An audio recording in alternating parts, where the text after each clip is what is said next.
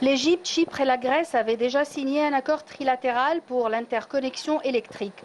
2 mémorandums de coopération ont été signés lors d'une conférence conjointe en marge du 9e sommet tripartite qui s'est tenu à Athènes en 2022. Pour l'Égypte, il s'agit d'un moyen d'exporter une partie de son électricité au moment où le pays mise sur les énergies propres, notamment le solaire et l'éolien. De chiffres officiels, l'Égypte affiche une capacité installée de 59 063 MW. Dans le mix électrique égyptien, 1700 MW sont d'origine solaire et 1465 MW sont produits par des parcs éoliens.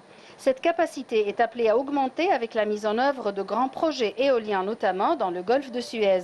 L'objectif pour le Caire est de produire 42% de son électricité à partir des sources renouvelables d'ici à 2035.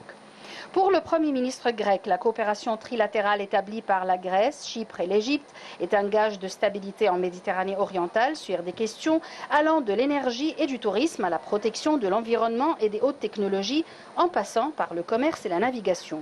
Pour sa part, l'Égypte veut interconnecter son réseau électrique avec le reste de l'Europe. Par ailleurs, l'Égypte et Chypre avaient aussi déjà conclu un accord devant permettre la construction du premier pipeline sous-marin transportant du gaz naturel chypriote à travers la Méditerranée vers l'Égypte avant sa réexportation vers l'Europe.